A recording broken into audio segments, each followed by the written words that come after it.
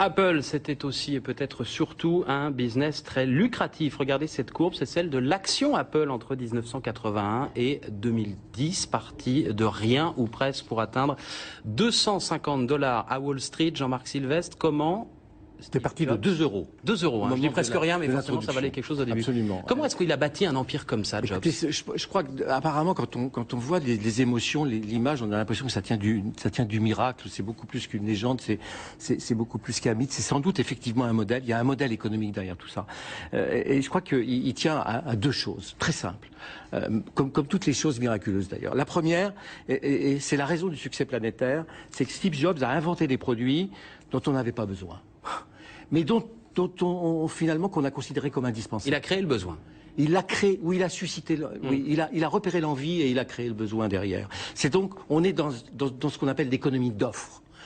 Ça permet à l'iPhone, qui était absolument pas utile au départ, on ne savait même pas qu'on pouvait utiliser ce type d'appareil. Vous l'avez éteint, rassurez-vous. Le client on a fait autre chose. Nous en avons fait autre chose. Léa, quand vous sortez de la télévision le soir, que vous rentrez chez vous, oui. Vous prenez votre iPhone dans votre voiture et vous téléphonez chez vous en disant « Chérie, je rentre ». C'est pas une information capitale. Avec des oreillettes.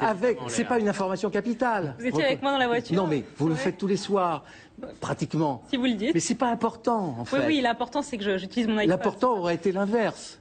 Mais l'important, c'est que vous avez envoyé autre chose. Vous avez envoyé un message d'amour, un message d'affection, un message d'assurance. Vous avez envoyé de l'immatériel. Et c'est ça le modèle Apple, c'est que vous envoyez de l'immatériel. Alors ça, c'est la première raison du succès. Le contenu de l'iPhone est immensément riche de ce que l'on y met, nous. La deuxième raison, c'est que je crois que les produits Apple apportent des réponses à la mondialisation aujourd'hui, et notamment aux inquiétudes et aux angoisses de la mondialisation. Je m'explique. Cet iPhone-là, il est comme tous les produits industriels, nos vêtements et tout ça, il est fabriqué en Chine. En Chine, il coûte 15 €. Lorsque vous l'achetez 500 €. La différence, c'est 485 € si mes calculs sont bons. En Chine, il coûte 15 € l'iPhone? Sortie d'usine. Ah. 15 € sortie d'usine. Le reste, c'est la pub, Le reste, c'est la pub, c'est l'innovation, c'est le talent, c'est l'imagination, c'est le génie. C'est quoi? Quand vous sortez un iPhone, vous créez pour 15 € de valeur pour les Chinois, vous créez 485 € de valeur pour les Américains et pour les Occidentaux. Eh bien, de la mondialisation comme ça, on en achète tous les jours. Même monsieur Arnaud de Montebourg, qui est contre la mondialisation. Arnaud Montebourg, arrêtez de lui mettre une... Il achète. Vous comprenez? Alors, 15 € en emploi chinois contre 85 € en emploi américain. C'est pas une légende, c'est un modèle de développement économique. Merci Jean-Marc, et on vous promet de vous envoyer des messages d'amour à la sortie de ce journal.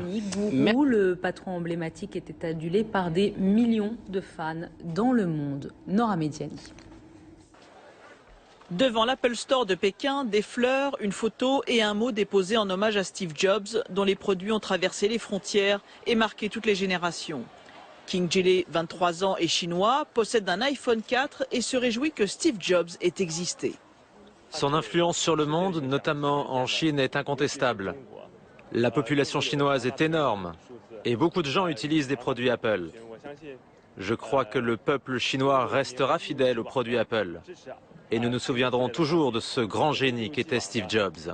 Partout dans le monde, à Moscou, Berlin, New York ou Sydney, les mêmes boutiques, les Apple Store, où bon nombre de fans ont appris la triste nouvelle. La première chose que j'ai remarquée, c'est cette phrase sur le site web d'Apple, Steve Jobs 2011. Et je me suis dit, qu'est-ce qui se passe? Et là, j'ai commencé à entendre la chanson d'Oasis, The Wonderwall, et je me suis senti très triste. C'est vraiment une grande perte. C'était un type incroyable qui a créé une société incroyable. Il avait tellement d'inspiration. Des fleurs et aussi des pommes, référence au logo de la marque Apple, et une nouvelle application pour les millions d'iPhone et autres tablettes vendues. L'icône Steve Jobs a disparu, une icône de moins sur les écrans informatiques.